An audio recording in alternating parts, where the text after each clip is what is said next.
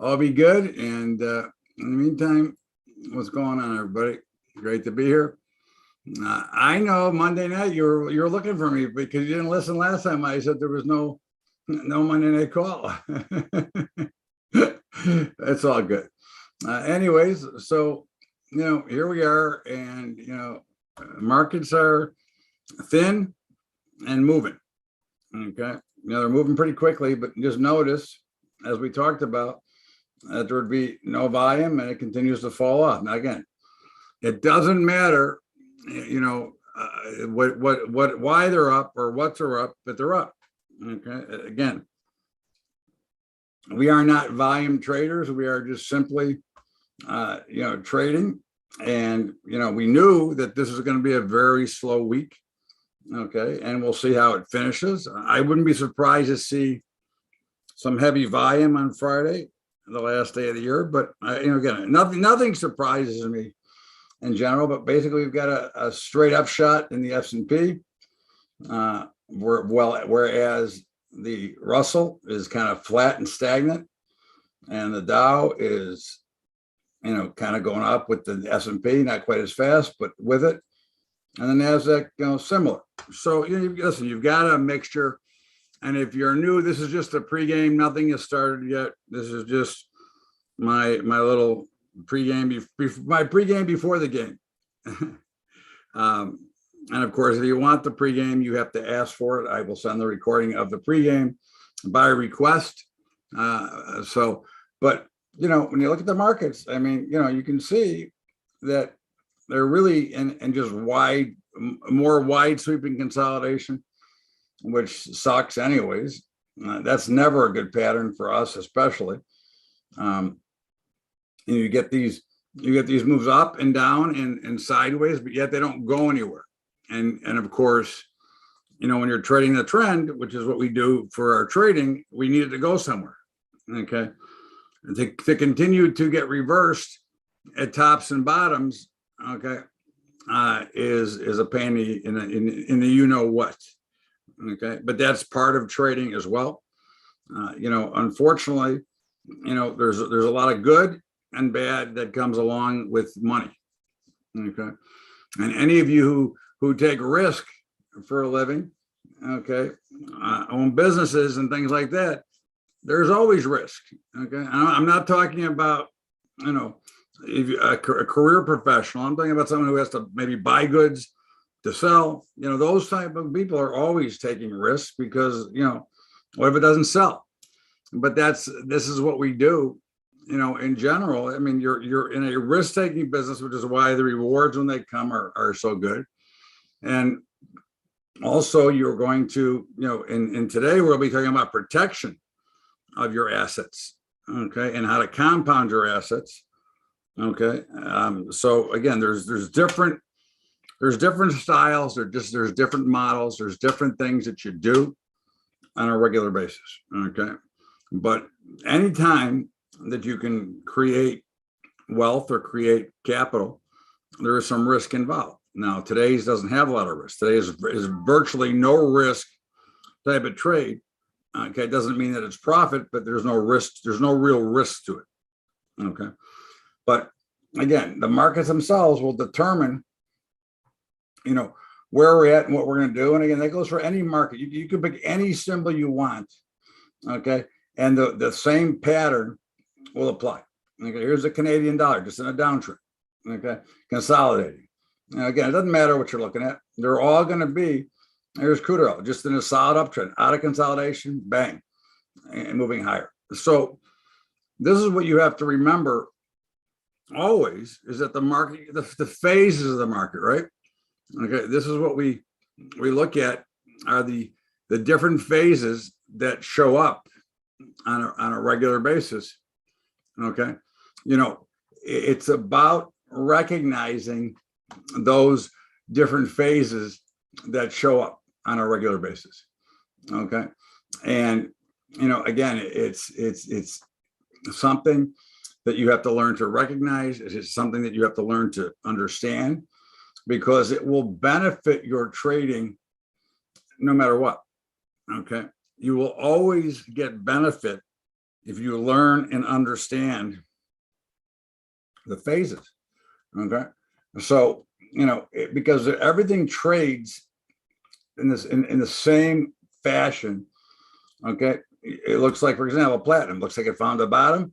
Well, now it's at some resistance. So really it's just in a consolidation pattern. Okay. But here it's really tightening up, which suggests what? So what should we expect from this pattern here? Okay. If anybody wants to take a guess, it'd be always nice to have some participation. Okay. But what would we expect from here? Okay. A big move up or down. Okay. I mean, again, based on the little information I have in front of me, I would assume it would be higher. But it could go lower. There's no guarantee. But based on the fact that it is making now higher lows and it is consolidating at resistance, the more likelihood is that it will break to the upside. Okay. But again, there is no absolute guarantee no matter what. And this is something that you have to always remember and focus on, okay, is what the market is telling you. Okay. Now, we day trade every morning, with those who like to day trade. And, today we had a crappy day. Now, if you continue to trade throughout the day, there was a great trade here. Okay. Look at this trade in crude oil. And I'm not saying you should have had it. Okay. I never say you should have, but it was there. If you were trading, it was there and it was a monster. Okay. But if you weren't, then it doesn't matter. Okay. Because there's going to be tons of trades. Okay. No matter what you're watching, no matter what time frame you're watching, there's always going to be tons of things to do. The question is, do you have the patience and the time to wait for it? Okay. Any schmuck can get involved and flip back and forth and take shots. Okay. But that is not how you make money in this industry. That's not how you make money in this business. You make money in this business by putting yourself in the most favorable position. Okay. And that means that you're using all the tools you've learned, okay, when it comes to your own trading, and putting yourself in the highest position of probability. Okay, because life is a probability. Okay, so you have to make sure that those are things that you're doing on a regular basis, is creating a probability model for yourself. Okay, and following the rules that go along with it. And tomorrow we'll talk about the disastrous of the portfolio models. I'm not, listen, you know me, I don't hide from anything. Okay. And not only do I not hide, but I'm involved in every one of I own every one of myself as well. So again, I get it, but I've made, I think, the proper adjustments for those. But again, at the end of the day, I mean, it doesn't matter what we're trading. They all trade in the same patterns. There's Bitcoin. Does it matter? No, it doesn't. It's in a downtrend. Okay. It's in a downtrend and there's consolidation within this downtrend. Okay. So based on the past history, we would expect it to break even lower from here. Okay. And again, can I guarantee that? No, I don't. I guarantee nothing. Okay. I guarantee you the best education you'll ever get. That's all I can ever guarantee. It's up to you to use it. Okay. Natural gas here continues to now consolidate. So is it finding a bottom? Okay. Or is it just preparing for the next big leg down? Well, there will be many out there that say that it's the greatest buy ever. Okay. And there's many that'll tell you, remember, it went to $1.90. So it could be anything from here. Okay. Now, because of the time of the year we're in and the mild winter we have, what would you, if you were to expect something, okay, based on where we are at the time of year and the product that we're talking about, what would you think would be the biggest fear? What would be the biggest fear side of this trade? If you took a shot, which would be, if you were making what I would think would be the worst trade at this point, which side of the market would you be on?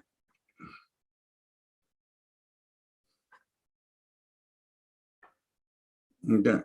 And take your time. Again, I'm just trying to be a little interactive. Okay. Okay. There's one guess. Let's see if we get some others.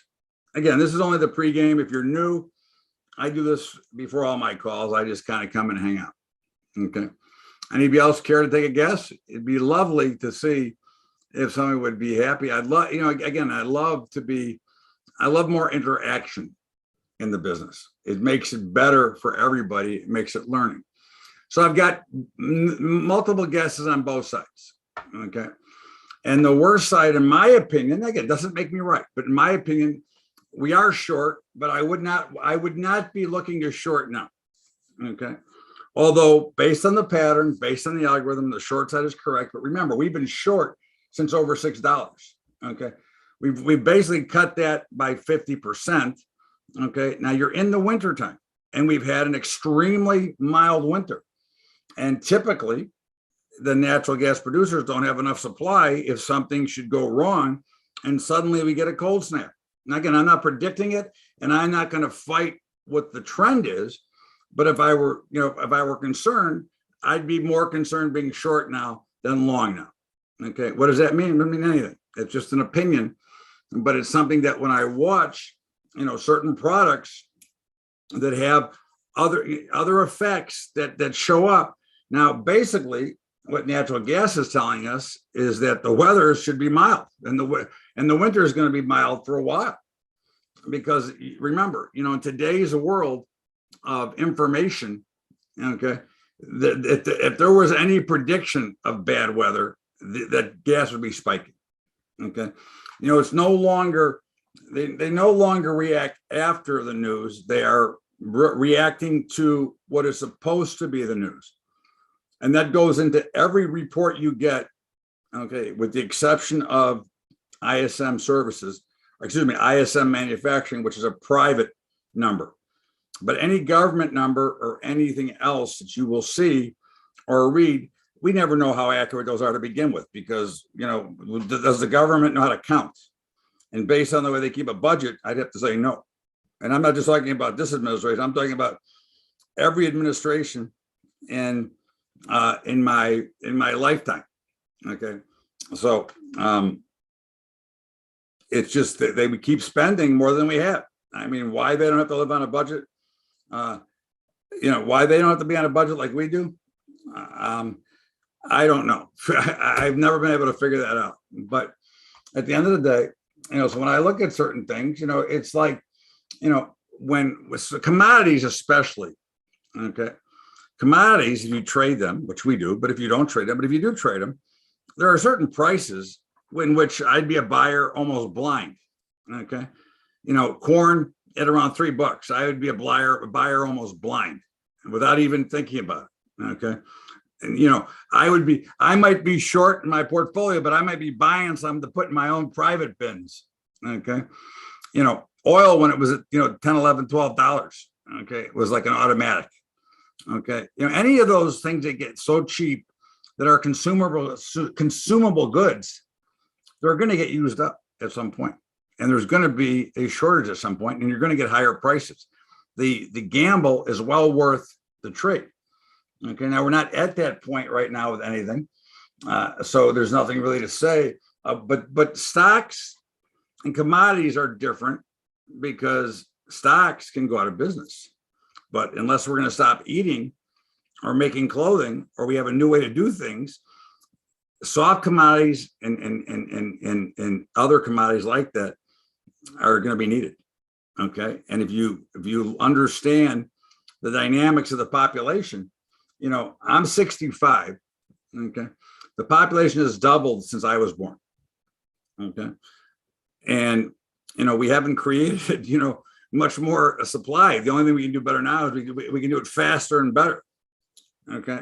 So again, this is what you have to remember.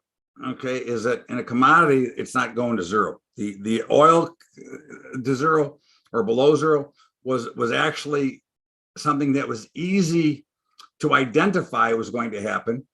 Okay. Because there's a difference when you're dealing in commodities, and there's what they call delivery issues. Okay. Which is why whenever you're trading a commodity, you don't want to trade the delivery month, because that risk of delivery comes into play and it changes some of the dynamics. So when oil went to zero that one time, in fact, we wrote about it before it happened, that it had a very real possibility going below zero, because nobody wanted to take delivery. Where are you going to put it, in your backyard? So, they were just panicking to get out.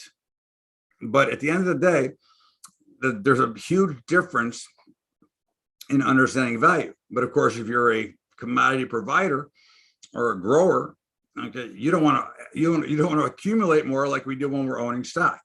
So those are the different dynamics that you see in markets in general.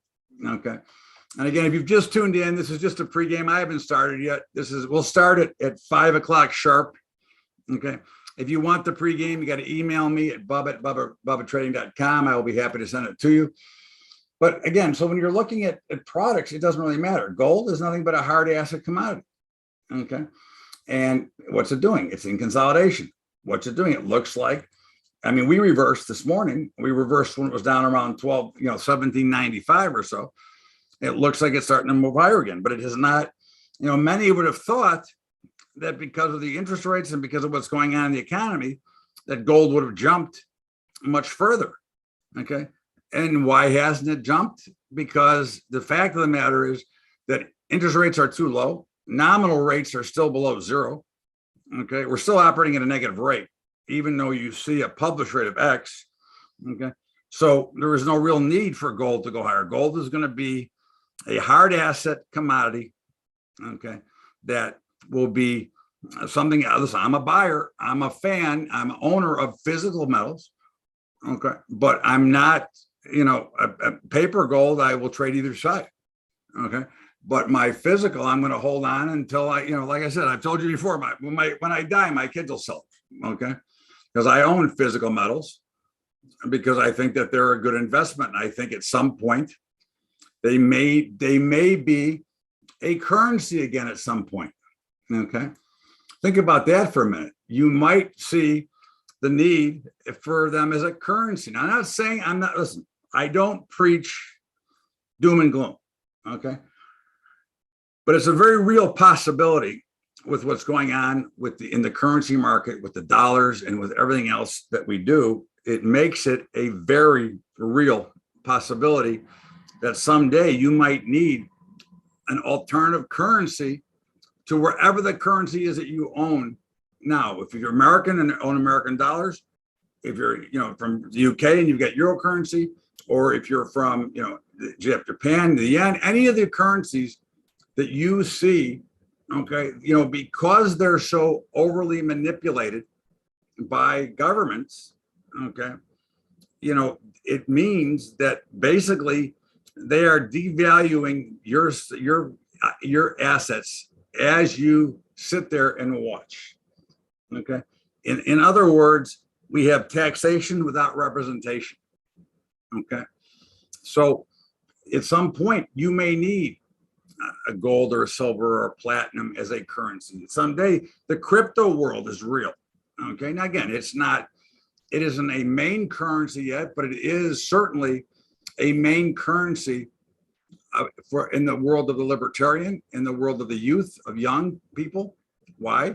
Because A, they understand it, and they're computer whizzes because they were taught it, and B, they understand the value of having something that cannot be manipulated. The fiat currency market, the minute we went off the gold standard in this country, okay, that was the end of the currency. That was the end of the dollar. It was bad enough before they went off the gold standard. Okay. Because they've been stealing from the Treasury for 108 years. The devaluation of the dollar has been going on since the Fed was created. That is why the Fed was created. And of course, if you look at central banking in general, you can go back to the 1600s in England where they started. Okay. And all they've done is steal from the people ever since. Okay. And that's one of the problems when you have any currency that can be manipulated, okay, that can be controlled by what's supposed to be a private party, which is the Federal Reserve, which is truly not private, although they are a private corporation. Okay. It still doesn't mean that they can't work hand in hand, and they do. And this is the problem. That is why this inflation is running ragged. Okay. And if you're just tuning in, I know I can see a couple of questions. I haven't started yet. This is just simply me being me. I do a little pregame. I like to talk markets anyways.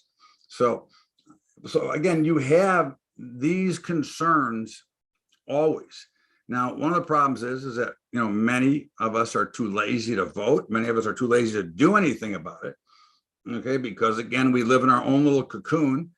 I get my new car every 2 years. I make X amount of dollars. I live in my house. Everything's good. And okay, hey, that's great. Except you cannot keep selling or giving away the future, which is your children and your grandchildren, to try to have something happen today. And to me, that's a far, far bigger concern. I mean, for me, it doesn't matter. I'm old. I won't be here to see half this stuff that's going to happen at some point. But you can never borrow your way out of debt.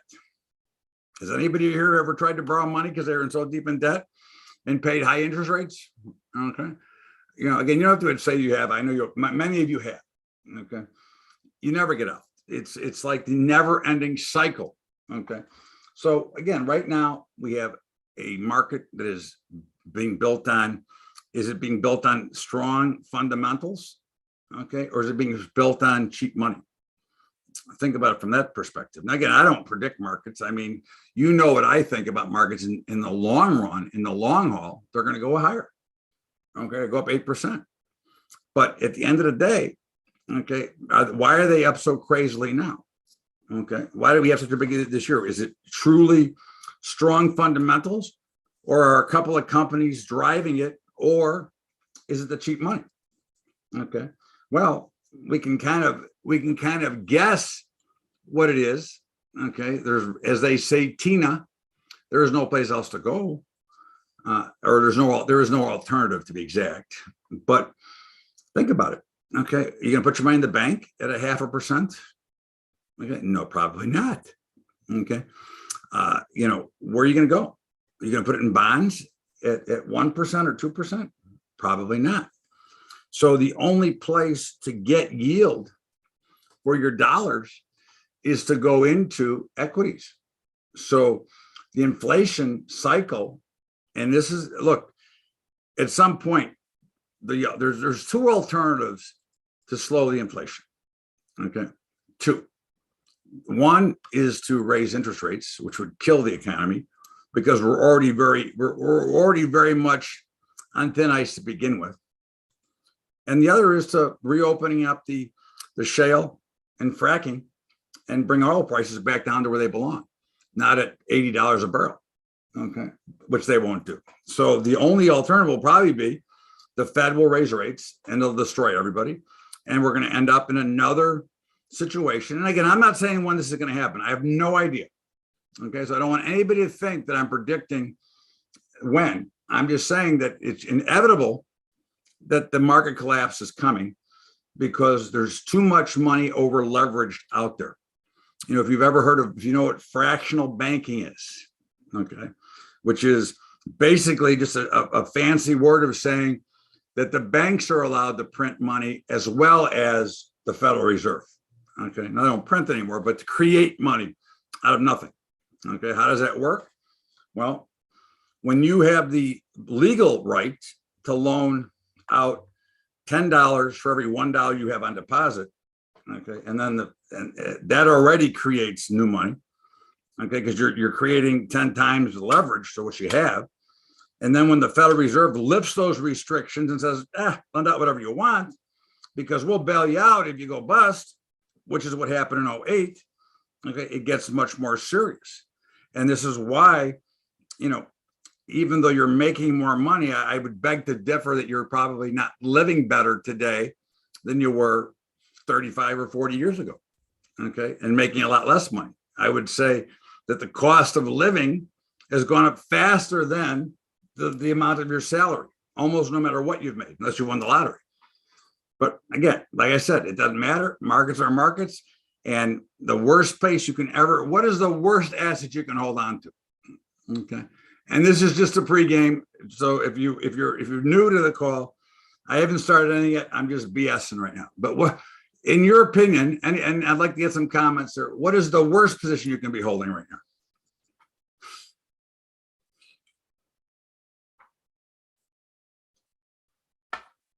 Cash.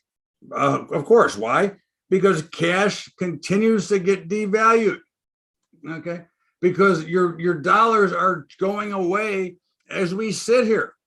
Every time they play with the interest rates, every time you see it, it never comes back.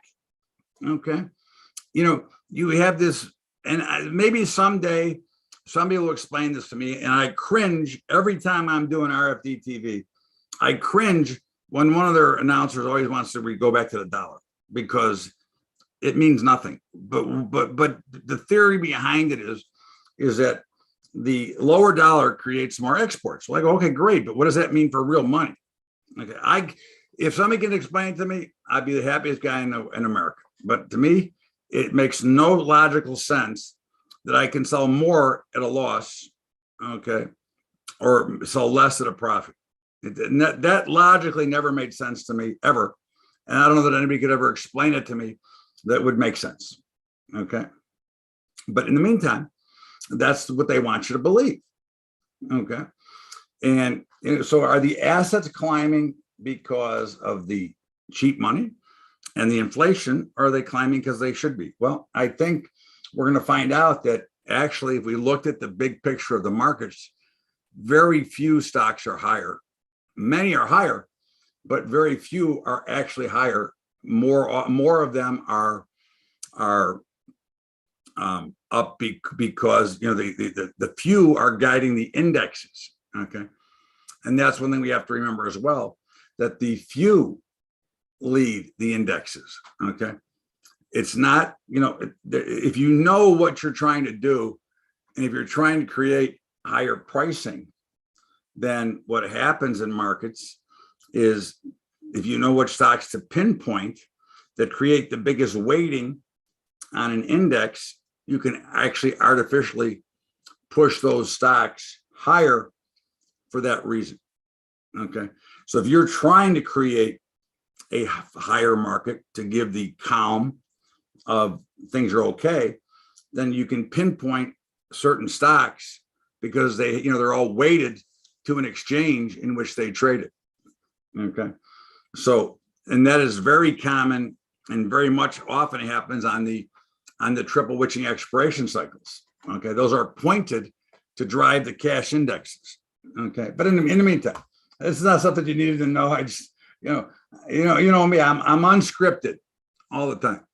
Okay, but again, look, we've got all kinds of things going on, and again, many stocks are really weak. The gambling sector is getting destroyed. Okay, why? I don't know. Well, you can see, and you'll hear China, Macau. Okay, but the true reason is the overwhelming amount of competition. But competition is good because the industry itself is growing. What's up, brother? How you doing, Doc? Happy New Year, brother. Thank you. The overwhelming number of gamblers is increasing. Have you seen any of the numbers of the regional numbers? Because if you understand the gambling environment at all, they're not wagering, they're not trying to get wins and losses. They are trying to get what they call a handle. Okay, the more dollars that they can handle, because their expected hold percentage is 5%. Okay, so the more they can handle, the more they are expected to hold, which means the more profit. But because you've got all this competition right now, DraftKings, I mean, basically these guys are giving away everything to get new customers. It's called lead acquisition cost. Okay? The costs are so far and above and beyond what the market will support at this point, okay, then it makes it much more difficult to continue to get those to grow. Now, that I think they will grow. I happen to believe, I'm an owner myself of the stocks. I'm short the stock in my portfolio, in my trading portfolio, but I'm long the stock in my long-term account. And I happen to believe that they're going to go skyrocket. Okay, but again, you have to get first through the growing pains of the lead acquisition costs, because they're paying through the nose to get customers. Okay, I mean, they give you, go to PointsBet, they give you $2,000 as a free bet if you open an account, basically. So they're giving away so much of the house to start with because they want to get the customers, because they know over the long term they're in a long-term grind. Very much like our trading, it's a long-term grind. Nothing is nothing is immediate satisfaction. You get lucky sometimes, but basically everything we do is based on a long-term grind. Okay. And that's one of the things you want to always remember is you're grinding. You should be a grinder. And when the good periods show up, you're still grinding. You just start to get some big hits. Okay. But if you maintain that philosophy that you're grinding it out, okay, then you'll understand when they do go against you, because markets will go against you. You're not going to be right on every trade. I was a floor trader for a member for 44 years, but I've actually traded on the floor for probably 35 of those years. Okay. So, but again, lead acquisition cost is holding them down. And the pot stocks, which continue to get hammered or burnt out, to bring back an old term. Okay. Listen, I believe that the government is waiting until they put these guys out of business. Okay. So, and if you're just tuning in, I see a bunch coming in now. I haven't started yet. This is just a pregame. We'll start at 5 o'clock on the nose. And if you want this pregame, you got to email me at bub@bubbatrading.com. Otherwise, I won't. I will send the regular recording, but I will not send the pregame to everybody unless you request it. But so to me, it appears that, we understand, I hope we understand that big oil, big tobacco used to control, big oil controls now. Okay. And it may be a big pot at some point.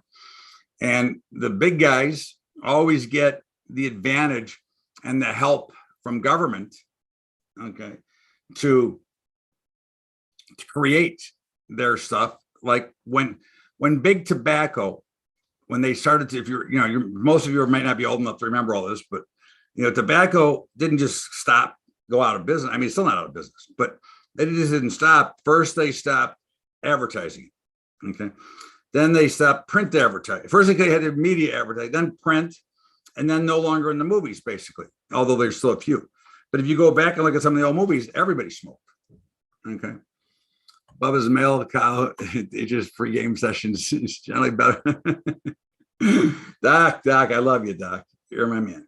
Anyway, so, this is what I expect. I really thought that the pot stocks were going to take off, which is why we gambled on them. But I think that I was wrong. And I do think that they're just waiting until they bust them out or get taken over for nothing, before they actually federally go ahead and legalize this, because certainly we could use the tax revenue. Okay. And, again, when you think about tax revenue, okay, don't we need it? We're only $30 trillion in debt. And of course, they want to go deeper and deeper in debt. So it is just something for you to always be able to think about, okay, from a standpoint of, what's going on in markets and why things happen. Okay. But in the meantime, again, it's simply, markets do what they do. And of course, we look at the bank stocks, and of course, the bank stocks got excited a couple of weeks ago with the talk of higher rates. And then they realized, oops, we're not going so much higher. Okay. Because again, nominal rates are still negative. So maybe we were wrong in thinking that it was going to be bullish for the banks. Okay. Of course, the banks, everything is bullish for the banks, so they always get bailed out anyway. So what difference does it make? Okay. But again, you have to your job is to just understand everything, but still, no matter what the fundamentals are, the technical parts of markets rule. They give you the story. It's not about fundamentals. It's about technical trading. Okay.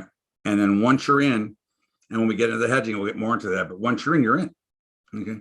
But fundamentals are only important for a company that you're going to hold long-term, but you should never, and I say never, buy from fundamentals.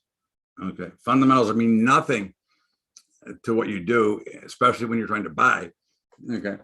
What we care about is getting in technically right. Okay. And then if the company is strong fundamentally, it'll take care of itself over time. Okay. And again, if you're just tuning in, we'll start in about 5 minutes. This is just a pregame of me doing my thing and BS a little bit. Okay. Talking markets, which is what I like to do anyways. But again, just remember, okay, that, as they say, the trend is your friend. Markets tend to continue in directions. Now we get into those different phases of the markets, which can sometimes be great and can sometimes be very, very annoying, right? I mean, have we ever seen, some nasty trends? Of course we have, that chop you back and forth. They chop you up. And being prepared for everything is what we're always trying to do. It's preparation, not only educational wise, but also mentally. Okay. Because mental preparation for trading is as important as anything else, because any business that you can make a lot of money also is a business that can give you a great deal of heartburn at the same time. Okay. And, you go through periods like in life, and we go through good periods and bad periods, and you can kind of feel it. Okay. And, it just, that's what you're trying to prepare for, whether you're trading yourself in the portfolio model, futures, options, stocks, hedging. Everything needs to be under control, which means that you as a trader, as an investor, have to remain, as I like to say, even keel. Okay. Emotions have no place in this business. Okay. Emotional people will always lose because they can't control their emotions. Okay. So it becomes a very simple formula. In fact, when we're day trading in the morning, what are we doing? We're taking advantage, or trying to take advantage of the emotions of others. Okay. One of our models is built on just that factor, to take advantage of the emotion of others. Okay. Anyways, we got about 3 minutes left before I actually start. So don't get nervous. I haven't done anything yet. I haven't talked about anything yet. I'm just kind of goofing around. And for those who know me, know that I like to do a pregame. Sometimes they're longer than others, but we do have an agenda today. So we'll be done. We'll start at 5 o'clock sharp. Okay. I'll stop this recording and start a new one. So if you want this recording, just email me at bub@bubbatrading.com. The recording from the regular presentation will be emailed tonight, sometime after we're done.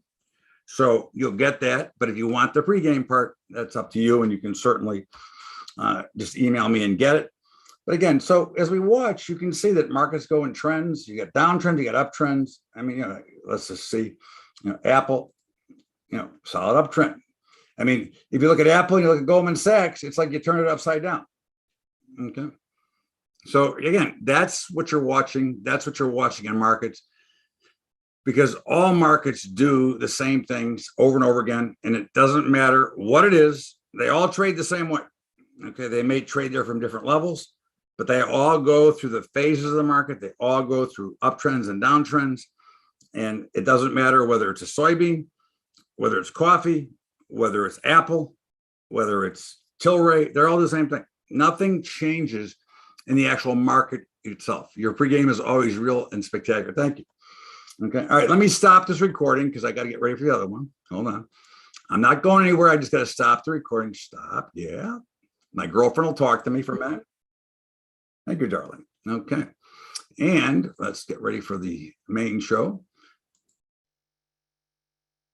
What's up, everybody? Welcome aboard. And of course, we'll get started in about 30 seconds or so, but I'll mumble my way through here a little bit anyways.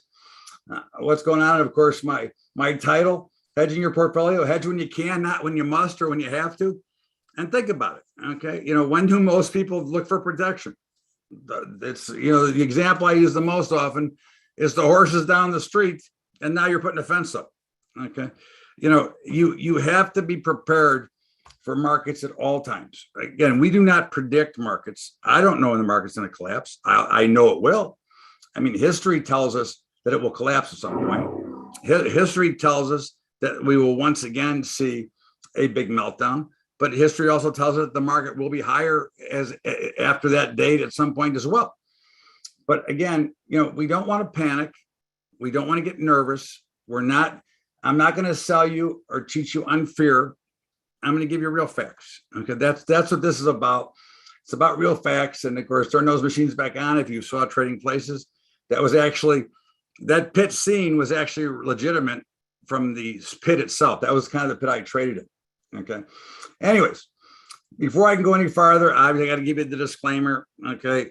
Everything in trading, there's risk. How's that? Past performance is not indicative of future. And I don't give you future performance. I give you what happens in the past. So I don't have to worry about predicting the future. I don't believe in the future. You know, from a prediction standpoint, I don't think anybody can do it. I think you have to learn the right methods to continue to put yourself in the best position, and then you will find yourself on your way to winning versus other things. In the meantime, if you don't know me, I am Todd Bubba Horowitz. I've been a member for, this will be my 44th year coming up, being a member of one of the 3 exchanges. Okay, I use all my own services. So whatever I share with you, you can bet your ass I'm using it myself as well. Okay, and I was one of the original market makers in the SPX, which we now know is one of the biggest pits there is. But it took market makers to develop that because you had to create liquidity to start it. Okay. Now, here's to somebody who had never traded options before. Thought I would share a positive hedging testimonial for the next hedging class. After the COVID crash last year, I bought and hedged some stock with an account balance of 30,000. I was unable to do the risk reversals because I didn't have enough time because of farming. At the end of the year, I had an account balance of 60,000. From what I experienced, you immediately make 55 to 60% of every move, up move, and the rest and more when it comes down through compounding. At the beginning of the year, I sold the stock and started legging into risk reversals every week. As of today, my liquidation value of my account is at 14,500 this year. Again, the auto trading on the risk reversal is a total game changer and is an absolute incredible product. I am leveraged at 2.75 to 1, and looking to add more in a downturn. Every day is no run, but it seems to grind out profits and accumulate stock. Thanks for everything you do. And again, this is what I try to teach all the time. This is what we work on all the time. Okay. Now, again, wealth is created from value. Wealth is created by you. Okay. Listen, some of us are lucky and born wealthy. I was not. Okay. I was born to a middle-class family. My dad drove a truck. Okay. But you create wealth by putting yourself in a position to create it because you're creating values and you're creating your own values. Okay. Panicking out and puking out of a market is never the right answer. Okay. So keep that in mind as we go through this stuff. Okay. This is another, again, you'll see a few of these throughout, but there's the ones I put in are really important because they are people that are my age or older, and they went through very rough periods in the past. I only hope I will get this to thank you in person. My trading is about higher than I've ever imagined. Just to be relaxed, no panicking, and waiting for a trade to come to me is so cool. I have never been here without you. And again, look, I'm only here because I want to teach. Okay, I'm a full-time trader, and I don't have to teach. I could just trade. Okay, and work like I used to work and be done at noon and play golf every day. Anyways, so today we're going to talk about hedging, and of course, hedging is something that is very important in my mind. And in my mind, if you do anything with me, okay, and you can only do one thing, it would always be hedging. To me, hedging is always the most important thing that you can do because protecting your long core assets is by far, in my opinion, the most important thing because your retirement money or whatever you're saving money for is what you need to have. Okay. So what are we hedging? Well, we want to hedge risk, right? Okay. So, there's got to be basics. You got to learn how to get to the basics to create that portfolio of yours. You have to learn how to set yourself up correctly. Okay. Because you'll get a lot of stories. Now, I publish very little because too many people try to pirate what I do and they don't understand it. But the people that have been through my training know more than 95% of the option trading world just from the basic training that we do. But again, it's understanding what your accomplishments are, what you're trying to get to. And when you do that, you find out that you have total control. Okay. And you have control of your entire portfolio. Okay. We're looking to create money. We're looking to create wealth if we can. Okay. We're looking to be able to stay in the markets forever. Okay. I never sell stock. Okay. Except if something is fundamentally changed in a stock. There's that nasty word that I talked about in the pregame. But I only sell stock if something has fundamentally changed within that company, like General Electric is the example I continually use. But most of us are saving for our retirement. Okay. Now, again, if you're not prepared, like if you were retiring tomorrow, okay, and you don't have your money invested, how the hell are you going to live? Okay. Think about it. Okay. You know, most people have an idea of retirement, which is, let's say they made $50,000 a year. Okay. And let's say they managed to squirrel away $500,000, okay, in their IRAs or wherever, pension, whatever it is. And between that and Social Security, that would be equal what they were making. And of course, the biggest concern for everybody is what? Is to lose value of the core. Okay. Nobody wants to give up that value. And you were hoping to generate off of interest rates from the bank, pension, Social Security, whatever it is you're getting. That's not available. So you're forced in to take a risk if you want to continue to live the lifestyle you've lived your entire, as you were working. Now, remember, in anything you do in the trading world, there's always can be drawdowns. Now, in hedging, they're mild, but they still show up. I mean, you're not going to make money every day. And nobody is hedging looking for an annual return. You hedge for one reason, and that is to continue to grow your portfolio over time, okay? And to go through the things that happen and that have happened in the history of the market. And drawdowns in our business, in this side of it, are always a benefit, because what you're really doing is you're accumulating more stock, okay? More compounding. You'll hear that a number of times throughout today. Now, what does 8% mean? Anybody want to take a shot at it who doesn't know the answer already? Anybody want to take a whack at this who has not been here before? Okay, that's correct. Okay, 8% is the average stock market return in history, 8% annually. Okay, now there's been big drawdowns. We've had major collapses over time, but on average, the market's return about 8.5%. Okay, 8 to 8.5% on a consistent year-over-year basis. Not every year, but year-over-year, you can bank on an 8% return. Okay, and if you can stay in through the bad and buy through the bad because you're creating value with your hedging model, then you can continue to compound your portfolio at the same time. Okay, and of course, you have to ask yourself these questions. These are important. Okay, how would you like both protection and potential? And how would you like the benefit of compounding without stressing with the market ups and downs? Now, we haven't seen a down market for a couple of years anyway, since COVID, but that lasted about 2 weeks. But I want you to think about those as we go through this, because today we're going to talk about the risk on, risk off, which is the biggest bunch of horse manure there is. Okay, because if anybody could define to you risk on, risk off, then they'd be a genius and they'd be the greatest trader ever to exist. We are investing, not trading. This is not a trading model. This is an investing. This is meant to protect you forever. Okay, hedging, your choices, your portfolio mix. I will show you some live portfolios. I will show you how you can take advantage, and I will show you how to catch up in your IRA as well. So we go until we go, and I'm not in a hurry. I got all the time in the world to make sure I get everybody's questions, but please hold your questions until the end, because I'm not going to answer them anyways, and they get lost up with all the other stuff I get here. Then you'll have to re-ask it anyway. So it's really better for everybody if you just hold all your questions to the end. Okay. Everybody's always immediate reaction, right? Gut reaction, boom, boom, boom.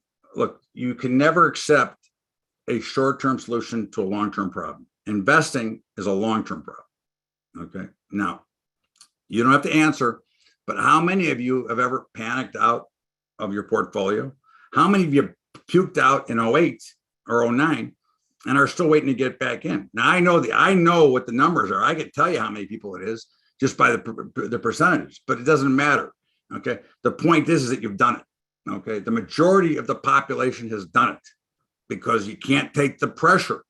Okay. But that's, you're looking at, that's a short-term solution. Okay. Job is a short-term solution. You're looking to create and build wealth and opportunity. Okay. So you have to be able to build that and use the tools around you. Now, who caused the financial collapse in 08? Okay. Anybody want to take a stab at any of these? Or do you have one on your own?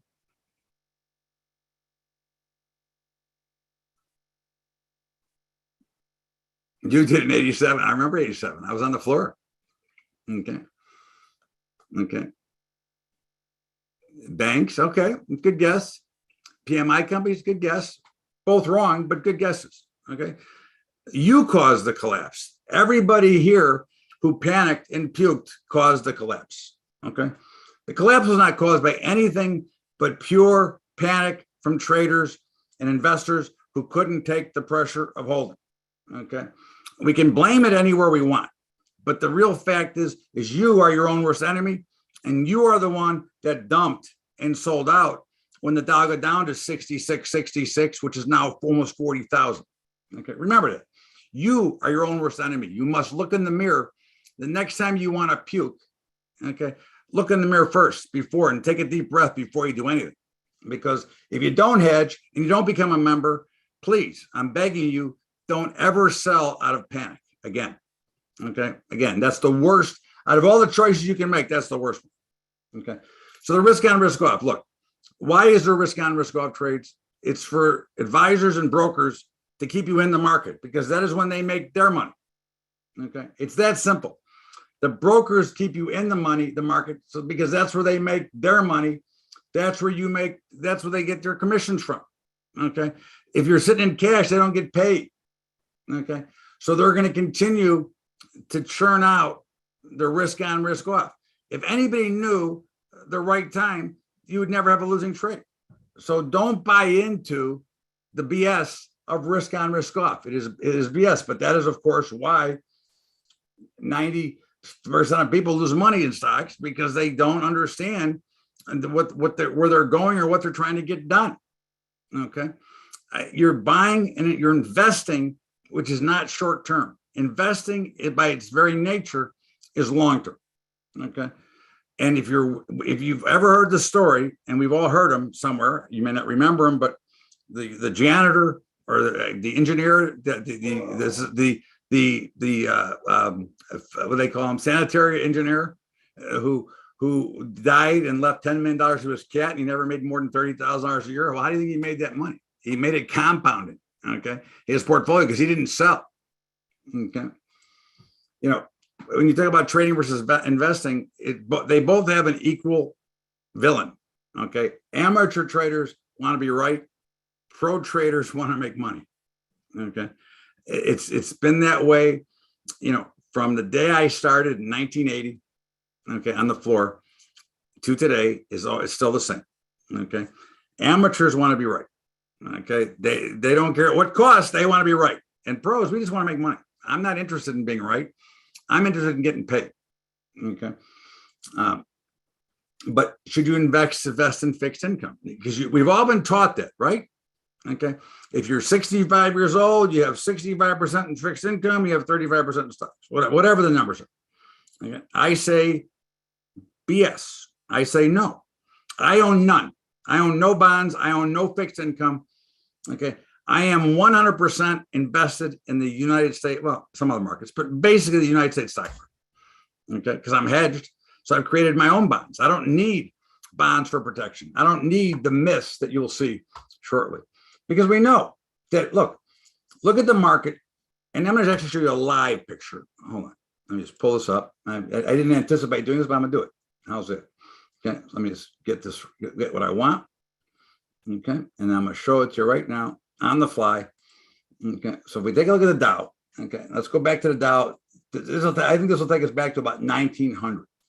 Okay, there you go, 1900. Okay, so it's 121 years. Okay, all the big sells were nothing more than basically a scratch. Okay, but look at where we are. Okay, now again, I'm not saying we're going to go continue with that crazy trajectory, but again, the market itself has been the greatest single investment in history. Okay, nothing has returned like the markets. And yes, you get crashes in between. But after time, remember, it's not timing the market, it is time in the market. Okay.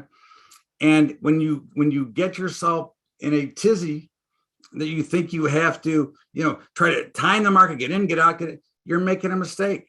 The only time you should ever exit a stock is if something has changed and the company is now at risk of going out of business. If nothing has changed, you should not do anything. Okay. Now, we talk about compounding because compounding is how you build wealth. Okay. Now, I'm sure, many of you might have seen this when you were kids, but would you rather get a penny doubled every day for 30 days or 10,000 every day? Okay. And what would your first answer be? Okay. And I'm assuming many's first answer would be, what? Hell, I'll take the $10,000 a day. Okay. Well, that is wrong. Okay. Because if you took a penny and doubled it every day for 30 days, it comes out to about $5 million, a little over $5 million. Okay. Now, obviously, you're not going to make $5 million in 30 days, but the point is that's how the compounding effect takes place. And when you're compounding, okay, and you're compounding your interest, and of course, according to Albert Einstein, okay, the compounding is the eighth wonder of the world. Okay. You talk about then the rule of 72. Okay. So if you believe in the rule of 72, which is you divide into your annual rate of return. So for our annual rate of return is 8%. Okay. So it takes us 9 years to double our portfolio. Okay. But then it takes us, if we maintain that 8% return, it takes us another 9 years to redouble it again. So we've actually quadrupled it. Okay. And that's not counting anything extra. And that's not counting any additional buying that we've done on the way. Okay. So think about that for a minute, because again, this is all factual. This is not, I only deal in facts. Okay. I don't deal in supposes, maybes. Okay. You know your worst enemies, right? Again, there's everybody out in the world is selling you the secret to life, and there ain't no, the secret is there ain't none. Okay. The secret is that either learn how to do it properly or keep getting hosed and getting robbed by the criminals out there that want to steal your cash to promise you 900% returns over 3 weeks or turn 600 into 6 billion. I mean, come on, really? Turn those machines back on. This is, again, I go back to the movie Trading Places, because although the price movement was a little bit out of whack, the actual trading that went on there, and that is what happens when people panic. Okay. It happens all the time. This is not news. Okay. I've been in that pit when it's been just like that. I stood in the pit in 1987 in the OEX. I was in the pit in 2001 during the internet collapse. And I was in the pit in 09. Okay. 08 and 09. Okay. This is exactly how it happens. Okay. And of course, nobody believes it. But that's what preparation puts you in for. Everything that you learn from me comes from my trading days, because my trading days we were actually, while we were trading and making trades, we were hedging at the same time, even on trades. Okay. So why do people buy insurance? Okay. You buy car insurance, you buy health insurance, you buy life insurance, which you don't get to collect on, your beneficiaries do. Okay, but why do you buy those things? Okay. Some form of protection, some reason you want to spend all those premiums. Of course, because you don't want to get stuck with a big bill. If something goes wrong, you don't want to get sued. You want to have insurance, and I get all of it. Okay. And some of it is by law, you have to buy. But nobody ever wants to insure their money, which makes absolutely no sense to me. But again, listen, what can I tell you? That's my nature. I mean, I'd want to insure my money first before I'd want to insure anything else. Okay. I've already insured everything else. Now, me personally, I don't have life insurance because I don't need it. I got enough. And my kids and family will be well taken care of when I go. Okay. No matter when it is, they'll be well taken care of. Okay. But why wouldn't you insure your money? It makes absolutely no logical sense to me. Okay. So what is hedging? Okay. Well, we're not cutting bushes down. Okay. It's a risk management strategy that is directly correlated to what you own. Okay. There isn't a standard, do this, and this. Everything is based on what you own. Okay. remember there's four major indexes in the United States, right? The Russell, the Dow, the NASDAQ, and the S&P. Okay. So when we're hedging particularly to what we own ourselves, because not everybody owns the same things either. Okay. So everybody's got a different type of portfolio. Okay. And so we're going to hedge, we're going to take specific instructions to handle risk on the portfolio of what we own, not of what everybody else owns, not on the S&P only, which is all they talk about, but on what I own. I'm only concerned about my holdings. I don't care what you own. I want to take care of my holdings. Okay. But why do you need protection? Because we're all emotional.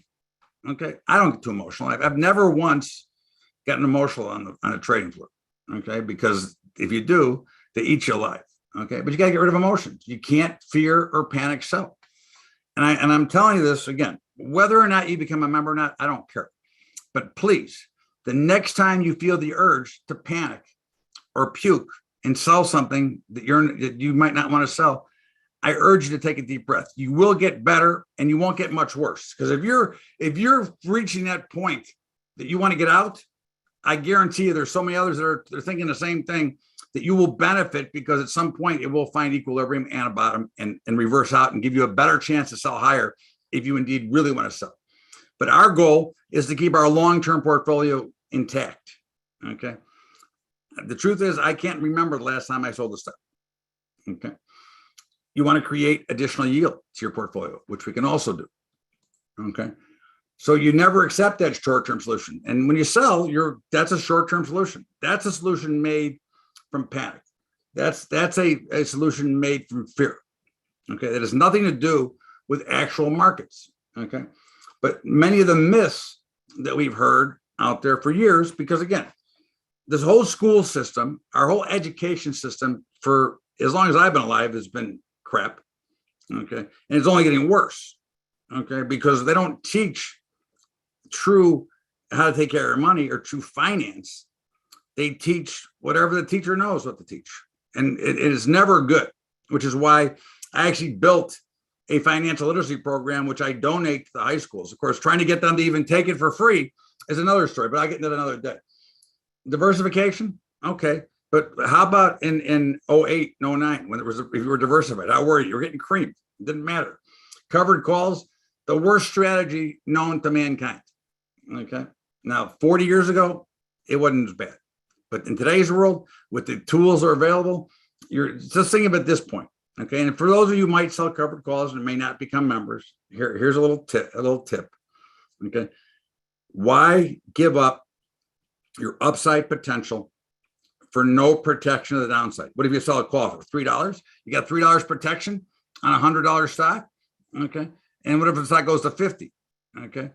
There's a much better way to create a call if you want to generate premium that way, just by selling a call spread. Okay. But you don't, if the stock gets taken over, you don't lose out. Okay. Gold and other precious metals. Look, gold and other precious metals, I love them. I own them. I think everybody should have a percentage of their portfolio, 5 to 10%, but they're not going to protect you. Okay. They're not going to protect your equities. Okay. They're going to get creamed just like everything else. Okay. Non-correlating assets. Again, you're guessing and you're dealing against a world of emotion. Okay. Put options are okay, but puts or options are never cheap. They're always fairly priced unless they're expensive, number one. Number two, nobody buys puts now when the markets are going straight up. When do you buy them? You buy them when you're nervous and you overpay for them. Okay. That's the issue. You buy them when it's too late and you overpay for those put options. Okay. Because the volatility has exploded. And again, I use the example. There was a very famous ex-baseball player that in 2008 bought gazillions of puts when the Dow was at 12,000. Okay. And went broke when the Dow hit 6,600 because he overpaid the premium and had no protection against those puts. Okay.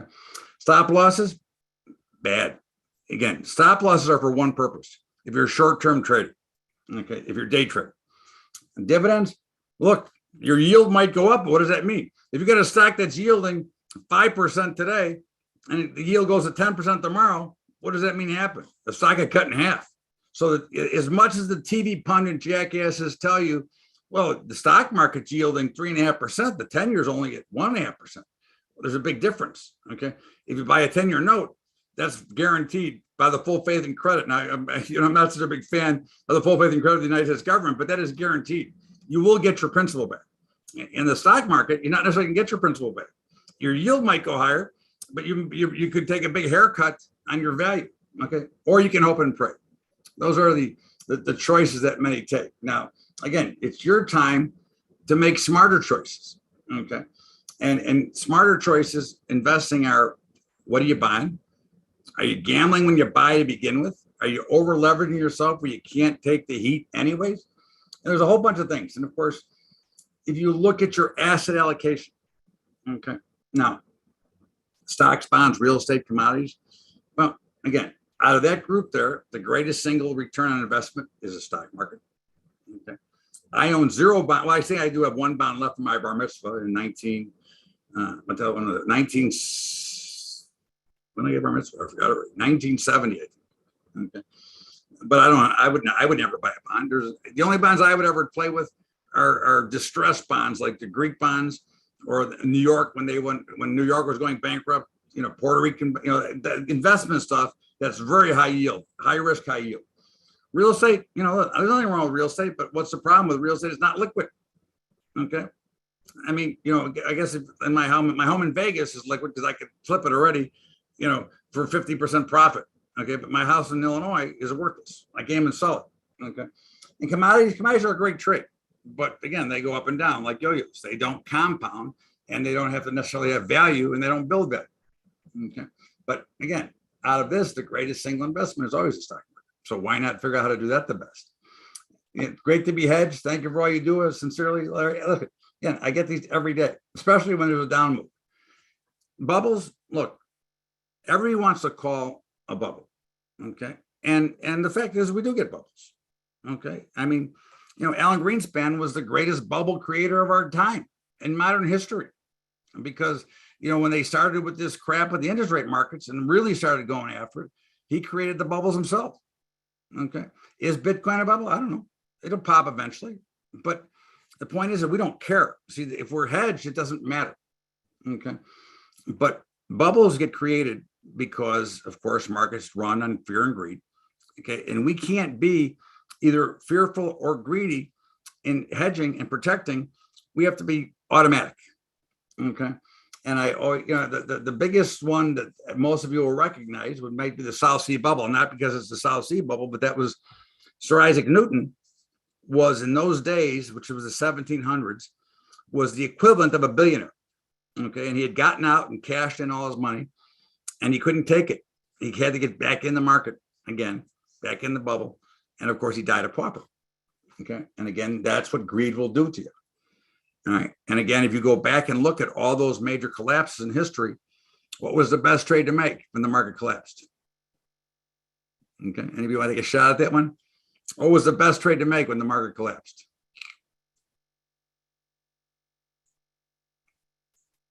Buy. Okay. That was the trade. Buy them. Okay. Again, not buying crap, buying good, solid companies. Okay. Now, this is a portfolio. This is a live portfolio, okay, and this is where you start to see how the hedging works.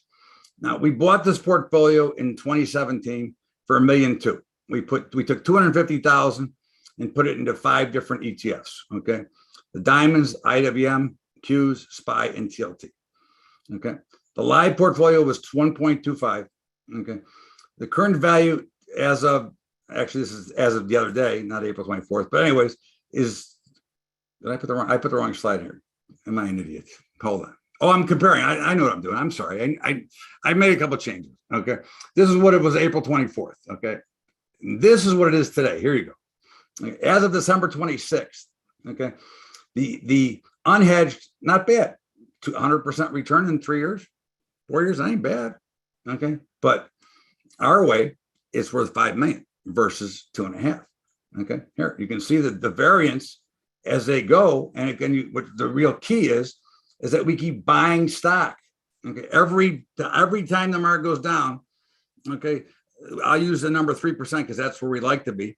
every time it goes down 3%, we're actually taking some profit out or taking some of the hedge off, re-hedging at a lower level and accumulating more stock so that we can compound our portfolio. Okay. And here is from a member. Okay. Now again, I'm only sharing these results. I don't discredit or credit them. I know her very well, and I'm sure they're pretty accurate. But again, I'm just showing them to you. Okay. But in 2017, okay, March, this is the 198th week she's been doing this. She had 367 shares of stock that was worth 168,000. That was worth 100,000 was the investment.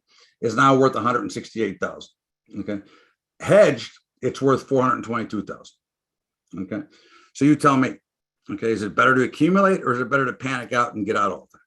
Again, that's again something you look at. Okay, and here's the equity curve from that portfolio. Okay, which you can. This is she sends this to me every week. Okay, every Friday she sends me her results from these. Now we all know the market's going to have corrections. Okay, when nobody knows, but typically during any given year there should be at least 3 to 5% corrections. Okay, and once a year you should get a 10%. Now we don't always get it. I mean, again, the markets have kind of been quirky. After the COVID, right? We had the big COVID collapse. Okay, and for those of you who might remember, we had the December massacre of 2018. So we've had much quicker bear markets that reverse much quicker.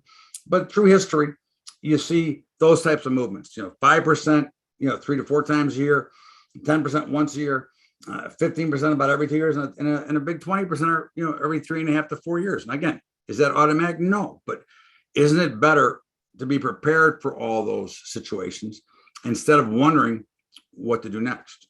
Okay, and my famous saying from my coaching days was keep your head in the game. It's always about the long-term perspective. That's what we do. Okay, I'm not worried about what happens tomorrow. I don't care what happens tomorrow. Okay, because I'm going to be protected under any circumstances. And the worst that's going to happen is I'm going to buy more stock. Okay, you don't panic when the market falls. Never let tax considerations help you make a decision. Okay, first of all, again, I don't sell stock. I don't sell for tax losses. I don't sell stock unless something is fundamentally changed. Okay, but if you can let that determine your strategy, you're making a huge mistake. Okay, you cannot outsmart the market by trying to time it. It cannot be timed. Trust me, I can show you millions of dollars that I pissed away trying to time it myself. So I speak from true experience, not from whatever. But of course, no one ever cares until it's too late. Okay, I mean, during the crash in '87, okay, people were buying put options as if the market was going below zero. Okay, think about that. Think about how much panic you have to buy puts, telling the market's going to go below zero, which is impossible. Financial freedom is just ahead. And of course, one of the things we like to talk about is the phases of the market. This is, to me, this is the best indicator that you will ever learn in your life. Okay, you can't buy any better. You have to buy this. I'm going to teach it to you right now. Okay, it is the same pattern that repeats itself over and over again every day, whether you're watching a 1-minute chart, a 5-minute chart, an hourly chart, a daily, a monthly. The same patterns come over and over and over again. And every single product that we have, it does not matter. And of course, if we talk about what the first phase of the market is a consolidation phase, which is basically the time of most confusion where the bulls and bears are battling. Okay. If we're in an uptrend, the bulls try to push it up and it gets to a certain point, and then the bears come in and sell it back down, and the bulls, and they keep reversing, or in other words, the strong hands keep reversing. But eventually that congestion will end and you'll get a breakout one direction or the other, okay, to a trend. So the consolidation period is the birth of the market. Okay. The trend is what we call the lifespan, and nobody knows. Congestion can last for an extended period of time, as can trends can last. Okay. But what doesn't last for very long is when a market finally settles, you see what they call a blow off pattern. Okay. Which is where people panic. Okay. And of course, we trade that every morning with my members who trade futures with me. We're trading that pattern on 4-minute charts all day long. Okay. But it's because the same patterns appear, whether it's a 4-minute chart or whether it's a 1-minute chart, which we use, okay, or it's a daily, it doesn't matter. That's the point. It doesn't matter.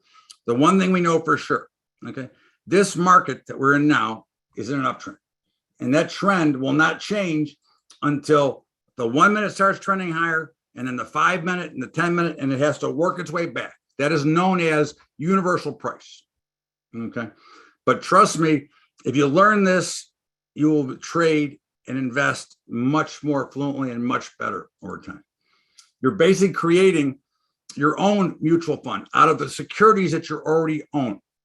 Okay? We don't want you to sell anything that you already own. Okay.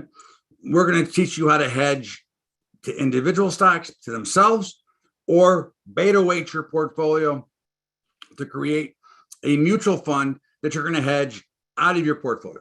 And for example, much of my money is in mutual funds because my profit sharing and my retirements, the way they're set up, have to be only, I can only be in mutual funds. Okay. So I had to create my own hedging models around those, but they are directly correlated to what I own. Okay. And that's whenever we want to create that balance to what we own. If I don't own it, what do I want to hedge it for? I want to hedge what I own. So let's just say, and here's an example, and this is as of the other day. Okay. Let's say I had 500,000. Okay. And those of you who've seen this before, okay, remember we were at one time, we were at 20 by 40. Okay? We're down to 11 by 22, but let's say I had 500,000 of S&P stocks. So we would naturally use the spider. Okay. You could use the SPX, but we're not going to teach that today. You can actually use the E-mini S&P futures too, but that's, again, for today, you can use the spiders, SPY. Okay. So we take the amount of the ETF, which is the SPY, which was $476 at the time. We divide it into 500,000 and it gave us just over 10 or just over 1,000 shares. So we rounded up to 11. So we did 11 by 22. So we're going to sell 11 of the at the money puts at the time and buy 22, 2 points or $2 out of the money. Okay. To create a total part of the trade for a debit of $12.45. Okay. That sounds like a lot of money, but wait, there's more. Okay. So it's $1,245 per one time. So it's like 13 grand, but you'll see the exact number shortly. Okay. But we also want to be able to finance out if we can. Now we know it doesn't always work, but we're going to try to finance if we can. And we're going to sell weekly iron condors against it. Okay. Trying to create capital and revenue to either enhance our yield or pay off the financing that we have to pay. So we're trying to pay for our own insurance, which we can't do with our life or our auto insurance. Okay. But so we're going to sell it and it's pretty wide, right? You can see we're $16 apart and we're collecting 87 cents. And of course, my key to remember is anytime you're selling credit and a spread basis, you want 40%, 40 cents per dollar. Okay. In the meantime, so our hedge is going to cost us $11.58 by the time we subtract our credit, which is $1,158 for every $47,600. Okay.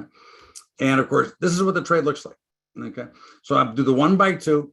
And then every week I'm going to do the top part. Okay. Just like this. Every week I'm going to finance it no matter what. And some weeks are going to be losers. Some weeks are going to be winners. Net, the iron condor will create and generate, done properly, somewhere between 10 to 25% annually in additional income. Okay. But it has to be done properly and it has to be done always. Okay. And of course, the amount we're hedging is 500,000. Our initial cost is 13,695. Okay. We're going to collect about $957 a week at the current rate. Okay. So the cost or the time to cover your hedging is about 14 weeks. Now you're not going to get all 14 weeks. Okay. It has happened, but I would never make that statement. Okay. You're going to lose some, you're going to win some, you're going to net making some profit. So it's going to be cheaper. But I am giving you here raw numbers, which have no correlation to what the volatility is doing at the time, to anything else out there. So I'm giving you hard numbers right now because they can only be better than what I'm giving you. Okay. They can never be worse. They can only be better. Okay. So now, if I look at my absolute protection, so the SPY is trading at 476. My cost is 1,245 or 1,245. I'm hedged. I'm really hedged at 474. Okay.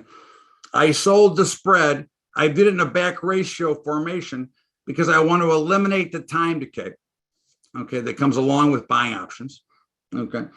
So my absolute 100% protection comes at 461.55. Okay. Which is basically a 2.7% risk. Okay. In a market that is expected to move 8% in that same time frame. Okay. And the way you figure that out is through the options will tell you what expectations are based on volatility. Okay. So, but how does hedging work? Okay. It works very simply. You are never getting out. You are continually protecting around your portfolio, and you are continually buying on every dip. So all of my members that were with me in Christmas of 18, every day, everyone was crying and whining. They were buying. During COVID, we were buying. Okay. And look what happened. We've doubled. Even if we go back to the beginning of this year, we had a big sell-off. What have we done? We've gone up 30%. So we continue to buy. Okay. We continue to accumulate stock at these types of levels. So when you guys are selling, we're buying. Okay. Because we don't have the same exposure or risk. We don't have to be concerned about what's going on because we're going to get paid for holding on to that position by hedging it and buying more stock. So now the next time I get the rally, guess what happens? I get to make more money. Okay. Because I own more now. So even though I might give up a little bit of the profit in the beginning, I make up for it in quantity that I get to buy and over time, because remember, this is not a short-term solution. Yeah. We also now have available auto trading, and the auto trading used to only be available in the United States. It is now worldwide. Okay. We auto trade with Tradier at $10 a month, like flat. Okay. And all you have to do is pay for the hedging software. Okay. Or you can hedge through IB worldwide. Okay. Which that should be up and running in the first quarter. Okay. We've been writing the software for that, but it is all done automatically. Okay. And you get to set your own specs. Okay. They're not automatic. Now, this is one of my portfolios. This is right now live. I screenshot it yesterday. Okay. About 2 months ago, I was on with Liz the last Friday every month. I'm on with Liz Claiming. Okay. And the closer they call it. Okay. So I said, I'm a little bit concerned. I'm going to buy some ETFs here. And I actually created 500 shares of these 3 ETFs. Okay. I put in $100,000 and I created about $500,000 worth of stock. Okay. If you do the math, you'll see. But subsequently, okay, the markets have gone up, and subsequently every down move. So I now own stock, okay, that I didn't own before, that was bought every time there was a dip. I've accumulated stock. So really what I have here now is approximately $27,000 or $30,000 worth of stock in addition to the portfolio that I'm creating. Okay. I'm going to pull it up here if I can get it real quick and show you. But I have accumulated the extra stock. I've been protected the entire time and never was at major risk. And of course, I continue to buy stock, and I apologize. The value of that stock is $46,000 right now of what I bought. Okay. So that's what you do when you continue to buy stock. Okay. You're continuing to accumulate. Okay. So that you can compound it. Okay. Now the auto trading, this is what happens right now. Here is a roll up in the IWM. So IWM went way down. We got a big rally. I had on the 215, 217. I replaced it with the 224, 222. So I actually paid a little bit of a debit, and I didn't buy any stock because it was on the way up, but I already owned more stock. Okay. Here is a Q. This is what we call an 80-50 delta roll, which when you create synthetics, we use delta rolls to take some profits off while staying in the market. Again, we still don't get out, but we have a way in which we manage to take money out. So I took out a $3,000 credit out of this position at the same time. Okay. It's about being prepared, okay, to add on to your portfolio. You've made the complicated and impossible understandable and attainable. I can't thank you enough. You are truly amazing. Well, thank you. Okay. But again, will you be prepared for the coming storm? Nobody knows what's coming. Again, I don't have any idea. I can tell you this: as long as they keep telling you it's coming, it ain't coming. Okay, it ain't coming until they get the last bear to turn bullish. Okay, but a big part of living the life you want is taking ownership of your choices now and in the future. Okay, so again, these are things for you to keep in mind, and do something today that your future self will thank you for. Now, I asked you to ask yourself these two questions when we started. How would you like both protection and potential? Okay. And how would you like to benefit from the compounding without stressing when the market's ups and downs? Okay.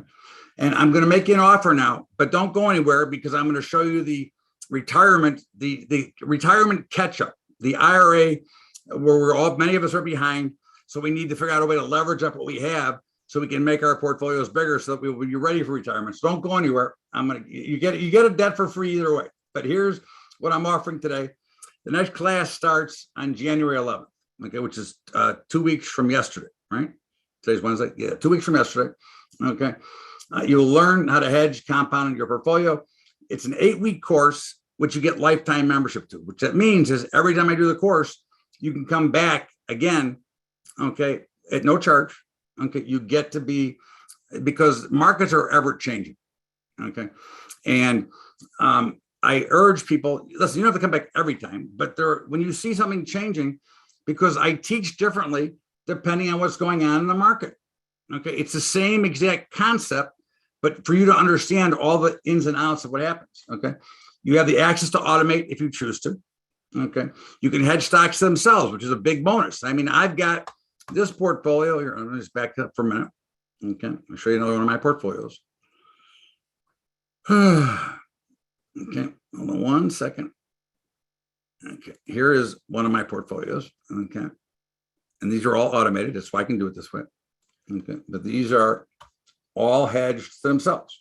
Okay, every one of these stocks is hedged themselves. Okay, and again, so I don't have any deviation.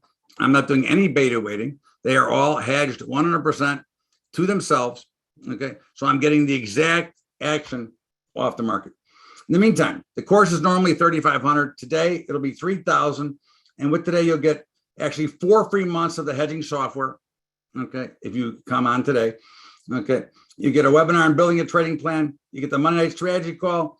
I will give you a free 6-session course of option trading that I did for Tradier.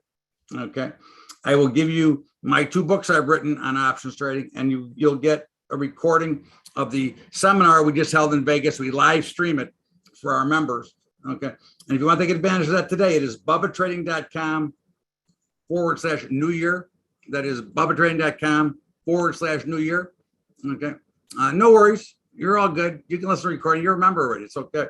Okay, and again, you get all this that goes along with it, and trust me, everything there is worth more than the class, because I'm constantly teaching and educating. Okay. Anyways, it's bubbatrading.com/New Year. The new class starts. Now, every class is recorded, and you have access to all the recordings. Okay. And you get access to old courses. And as we do new ones, we take one off, but you get lifetime access to the recordings through the website. Okay. And you are always in the know.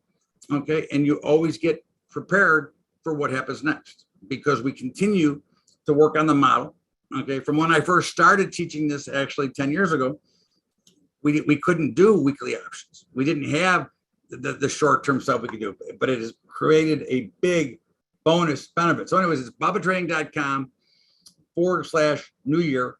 In the meantime, as I said, I will share with you, okay, the IRA catch-up program using synthetics. Okay. Now, we're big believers here of using synthetic stock. Okay. Now, what is synthetic stock? Well, it's a creation of using multiple options to represent 100 shares of stock. And no, you can't just buy a call, because it doesn't work as well. And if you buy a deep in the money call, which many of you do to surrogate the stock, you give up the biggest edge of trading options, which is volatility. Okay.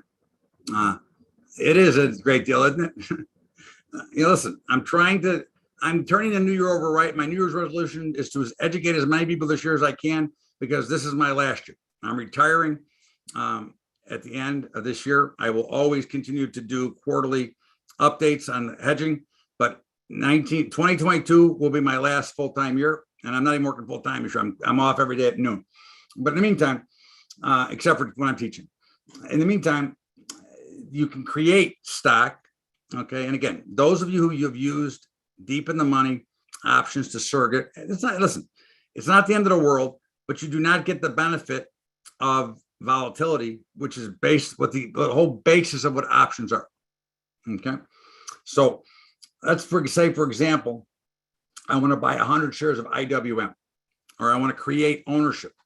Okay. So 100 shares at the time was 223, which is 22,300.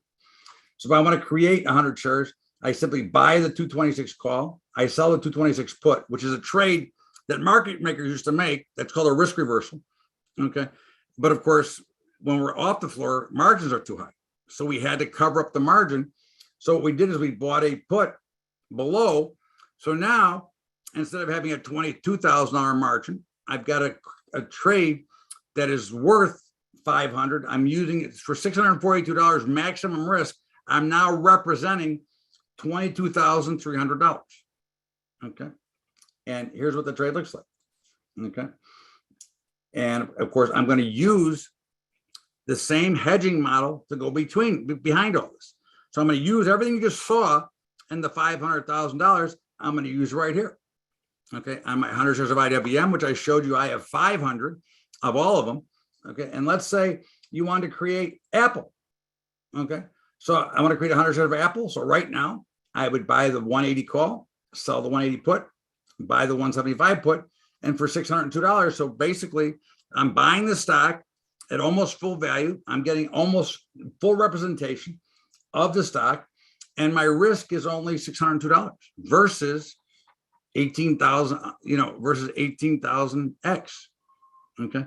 So these are what we do to help make you and give you the ability to leverage, okay, and put yourself in a position. I see some questions coming. I'll get right to them. I promise. I will take every question.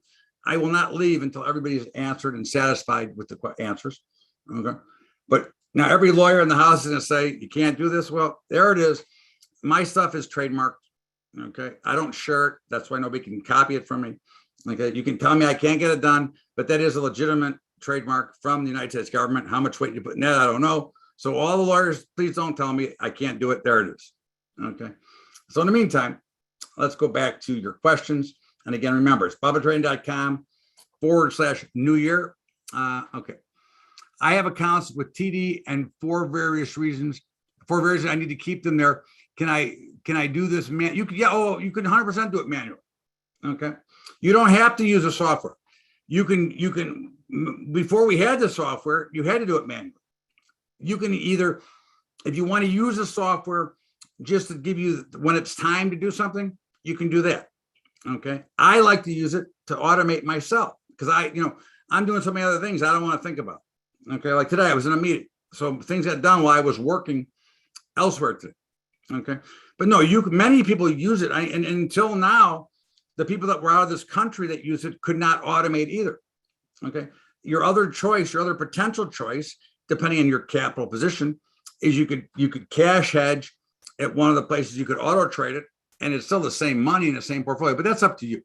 Okay. But you can do whatever you want. That is your decision. Okay.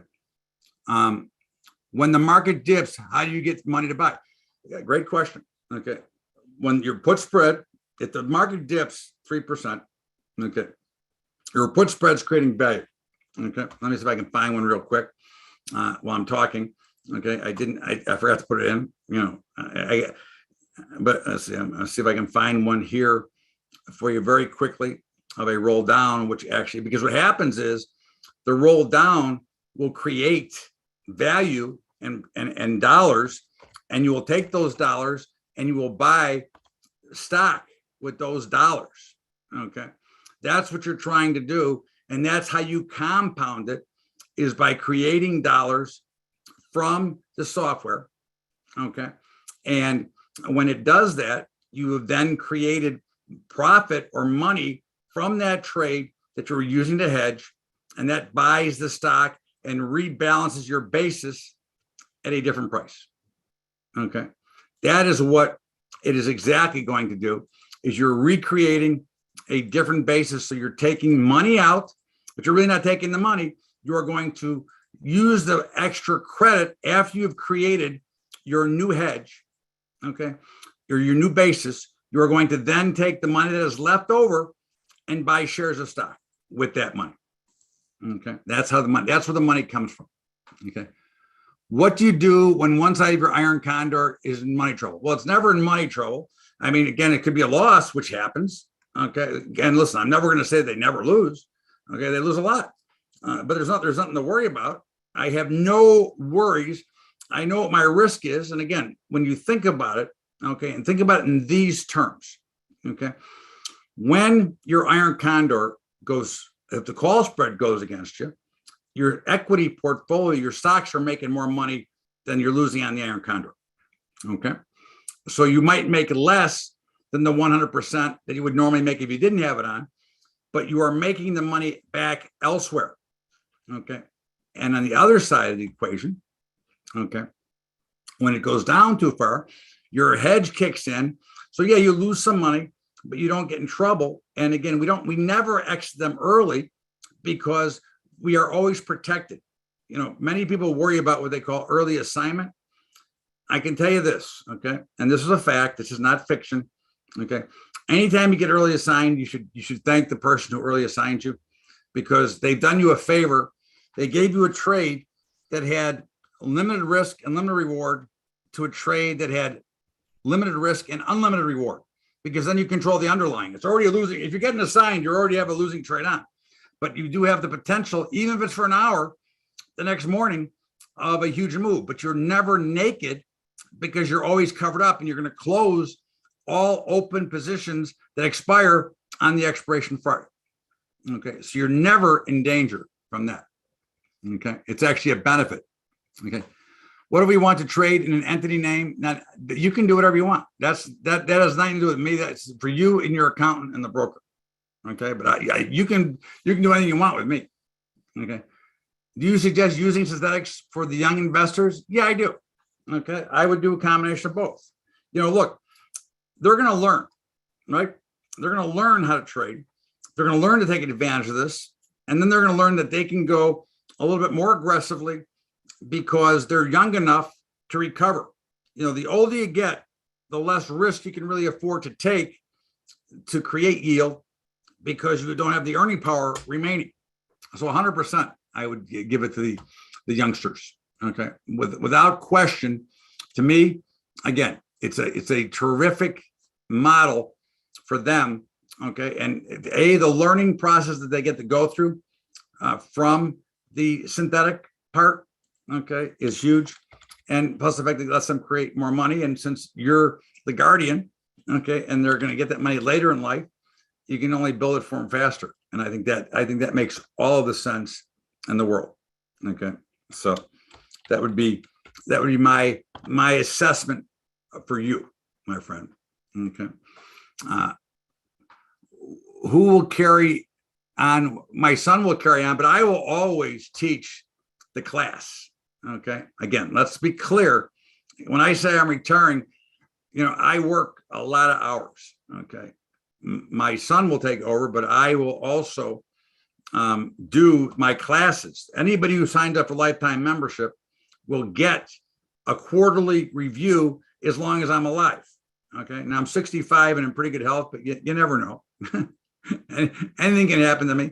Okay, but again, basically, I'm here for it. Okay, and you'll always get my review. That even when I stop selling the program, okay, those, you know, Tom, who wrote the software, can teach it. There's many of us who can answer you, okay, with your questions, okay, and take care of it. But for now, you got me, because I'm still the best. Okay, you know, 40 years of this stuff, and you get to understand it pretty good. Okay, but you know, again, so this is the way that you can compound and grow your portfolio and not have to worry about the potential of the next crash. You can buy any stock you want. Okay. I just urge you to stay away from the penny stocks. I urge you to stay away from the crap. Okay. You want to gamble a little bit? Hey, I got no problem with it. I gamble all the time. Okay. In fact, you ever hear my daily updates? I give out football games every day. Gave out the first winner today. But at the end of the day, okay, you want to make sure that you're building a portfolio that gives you long-term gains because you're building for your retirement or whatever it is you're building for. Okay. So again, it's BubbaTrading.com / yeah, I'm very humble. Listen, I'm good at what I do. I can't dispute. Okay. You know, what I taught you is pretty good, is it not? I don't have to answer. You can answer. You don't have to answer. You can tell them no. It's okay with me. Okay. But again, it's about the ability to stay in the market at all times. It's about the ability to compound that portfolio and take the money when you do have a little bit of a sell-off and buy more stock. Okay. Because that's your objective, is to continue to buy more stock when you have a market sell-off, because we're going to use the same basic answer that the markets go up approximately 8% year over year, have done so since the inception of markets, and I don't foresee that changing anytime soon. Okay, so keep that in mind. Is it possible for me? Yeah, I'm going to send out the recording tonight. Okay.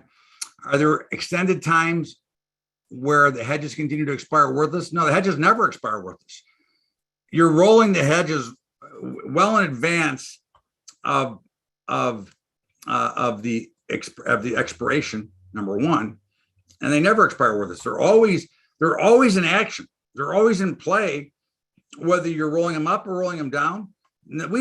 The only thing we have that ever expires worthless is the iron condors. We don't believe in expiring worthless. We're benefiting from every move in the market.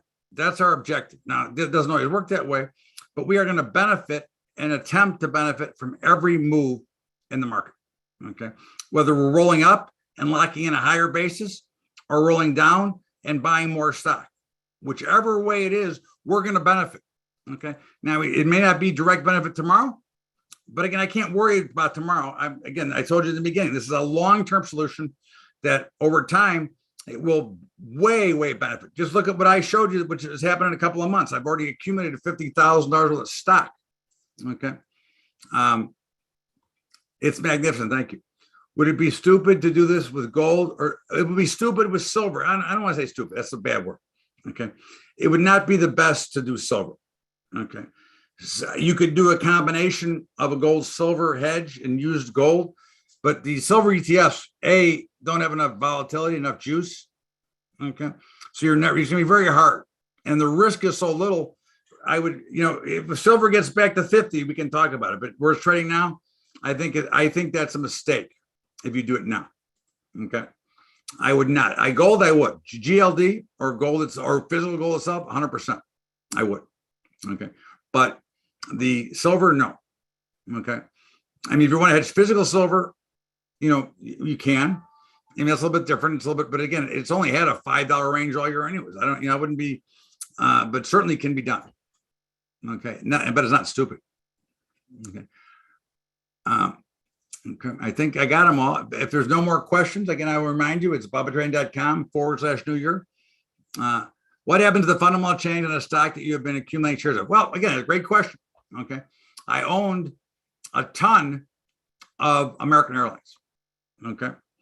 And in my mind, the fundamentals have changed. Okay. So the first thing I did is stopped rolling down and accumulating stock. Okay. And then when I decided that the company was worthless, I got rid of the stock. Okay. And I just put the money somewhere else. Okay. Because again, I own this. Like, I own a lot of it. I was one of the bigger shareholders in here. Okay. But when it went, in my opinion, the airlines are worthless. I would never buy another airline again. I think that the travel days are over. Okay. So in my view, the fundamentals changed. So the first thing I did is I stopped accumulating more. Okay.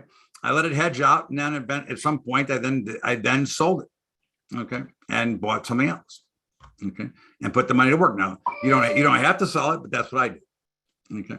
But there are many like that. For those of us already in the hedge program, do we have to access? No, unless you were there, okay. But if you email me nice, maybe I'll work something out with you, okay. You send me a nice email, maybe I'll work something out with you. This is a perk. You got your perks when you signed up, remember? So, and again, remember, so if something like, fundamentally changes in a company, that's when you look to get out of it. But if you're buying very solid companies to begin with, then there's really not a necessity to get out. Okay.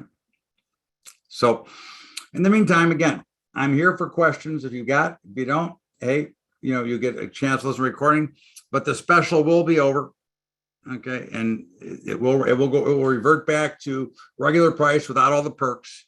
Obviously the perks are there so I can balance my class out because I let old members come back.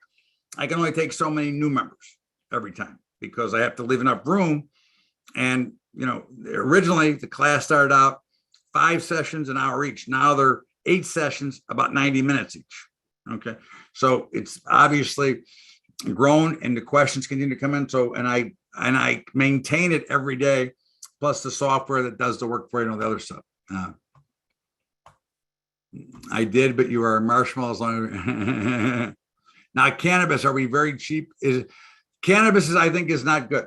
Okay. Now look, I own a bunch and I was under the impression that it would be eventually federally legalized, but I believe that our last opinion is that the government is going to bust them out first and then let Altria and those guys take it over. Okay. I could be wrong. Okay. But I don't think they're cheap enough. I think they're going to burn up. Okay. I don't think they can't take the cash burn anymore, in my opinion. Okay. Could you also buy the back ratio spread with the synthetic? We absolutely buy that. Okay. We absolutely buy the back ratio. That's what here's my position. Right here, I'll show it to you. Again, I'll show you anything. I don't hide anything. Okay. When we're making, in our other stuff, when we're making money, I say we're making money. When we're losing money, I don't hide from it. Listen, one thing you will never worry about me, you will always get the truth. Okay. I will never give you a bullshit answer. Excuse me for those who are offended. Okay. Here. So right now, okay, I'm going to show you the open position there. It'll get there in a second. It's working on it. Okay. Here's the position. Okay. I got the 225 call, which was rolled up. Okay. Because it started at the 220. It went to 80 deltas. I got the 224, 222 back ratio against it. Okay. And on another portfolio, I got the iron condor. Okay. But it's just like I treat it just as if it were the stock. That's the point. That's why you create the synthetic, is to treat it like the stock so you can accumulate more of it. Okay. Email me tomorrow and we'll set up a time to call. Okay. I'll take care of you, brother. You know me. I'm pretty easy. Okay. Could also buy the back ratio spread. You want to do that, of course. Okay. And again, remember, nothing is ever really cheap. Okay. Value is what the markets determine. Okay. Again, I'm a fan of cannabis. I really thought that they were going to be big hitters. Okay. But they're drifting and, they burn up so much money because they don't have any outside investors because they're not allowed to. Okay. They can't use the banks. They can't borrow money. How much longer do you think they can survive? So I'd be very careful, although I still own some, but I'm much more concerned and not as confident as I was at one time. How many of us have taken the class multiple times? Well, I've got a couple that have taken every one for 10 years. Okay. Hundreds have taken it multiple times. Again, I encourage you to come back after you've taken it. The first time through, you need to come back because there's so much that I teach you that you can't possibly absorb it all. Okay. But my first objective is to get you hedged and ready. Okay. And then you can come back to get the finer points because again, I'm giving you, 44 years of options knowledge in 8 weeks. Okay. And it can't possibly hold. Okay. Unless you work extremely diligent on learning it and continue to work at it. And again, I found that not always to be the case, but you will get it eventually, but it takes time, but By session 3, you'll be prepared to hedge your own portfolio right then, so that at least you'll be protected should something happen in the thing. Every class I pick up a nugget. Yeah, thank you. I try. You know what? Every class is different because, again, whatever's going on in the market is different. Okay. You know, when we go from big down markets, crazy volatility to no volatility, you know, everything changes. So you have to be prepared to change with the market. Now, the model itself never changes. Okay. But your understanding has to also comprehend what is going on in the market. And that is what has always been my concern for everybody. Okay. Again, listen, I'm the consummate coach, teacher. I want you to get it. Okay. You know, I'm here to teach. That's why I donated my high school program, which is in 600 high schools. Okay. That I pay for myself. Okay. I don't, you know, again, I want to make everybody financially literate of markets. I'm tired of watching people get pounded. Okay. It's sad that people work so hard and then get drilled because they have an idiot advisor. Now, my son's an advisor, so I can talk like that. Okay. Now he gets it. Okay. And he understands it. He tries to explain it to his people. He does a weekly call on Tuesdays, you know, for 15 minutes, lunch with Xander. He tries to explain to everybody. You got to be prepared for everything. Okay. He doesn't try to convince you risk on all that crap. Okay. Again, it's what you can comprehend and what you can deal with. So if you can take away the pain of the sell-offs and keep yourself in the game, you will be guaranteed to return a much higher percentage over time. Okay, that's really what it comes down to. So, okay, kids. Well, I guess there is no more. Oops, hold it. The question is, how many hedgers come back? Oh, everybody. Everybody comes back. Now, listen, even the pitch is new. The class is at 6 o'clock Eastern. Okay, and it is recorded. Every single class, every single thing I say and do is recorded. Okay, I'm not allowed to speak unless it's recorded. Okay, everything I do is always recorded because it's better for you because you need to, you know, be prepared and you want to be able to go back and study it.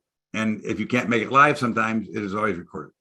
Okay, and I've got some members that are out of the country. You know, I got some members in Australia, so they're on the opposite clock. Okay, all of us do. Thank you, sir. Thank you, doctor. Okay. So, but again, it's all recorded, and you know, again, you get pick up nuggets, and you need to listen to recordings anyways. And then, you know, at some points, I will sometimes rotate and do some on a Saturday, you know, earlier because again, I want to accommodate other people's schedules. Okay. Thanks for all your instruction. Just retired from Ford Motor, great company. Okay. Now I feel confident in my retirement. Good luck with yours. Yep, it's all good. The portfolio size is up to you. I've got people that start with 5,000, but of course, you know, you got a $3,000 fee to begin with. So, but you know, again, wherever you start, you have to start somewhere. Okay. And I'm assuming that you have more than the 3,000 or 5,000. Okay. Again, maybe it's a big assumption, but I'm assuming, but once you understand it and learn it, I think you'll be willing to commit more capital to hedging because it works. It's the real deal. Okay. It is the closest thing you can get in the investing world to automatic. Okay. That's what it comes down to. But I know listen, and with good reason, everybody should always be a little bit concerned or leery. But again, I'm telling you that this is just a straight math model. Okay. That's all. But we don't get involved in crazy predictions. I'm not going to tell you how much you're going to make next year. If you ask me what your returns, I have no idea. Okay. I just know you'll be protecting, you'll be in the market. That's our goal, is to keep you in. Okay. Nothing else but to keep you invested. Okay. Because if you stay invested, you'll be able to compound your portfolio. That is what we're trying to get done at all times. Okay. So in the meantime, you know, again, everybody have a happy, healthy new year. You know, hopefully you'll be prosperous and hopefully you'll become a member. You get to join our chat room as well because I got my own private chat room, and you know, no negative members, or everybody's positive, everybody's always happy. So, you know, because we're always protected, even when we go through drawdowns and our other stuff, we're still, you know, in good spirits because we all know that the numbers always work as long as you follow the rules. Okay. Oh, Ripper, what's up, baby? How are you, man? You sure did bring me some good luck in Vegas, brother. In the meantime, everybody have a happy, healthy new year. And again, there are limited spots available. So if you're thinking, I wouldn't wait too long, because eventually it will, the openings will close. I will keep you posted, because I will send out an email or two, and I will send this recording later. But to all of you, thank you so much, and enjoy and be healthy and happy and prosperous in the new year. Thanks, everybody. We'll see you next time.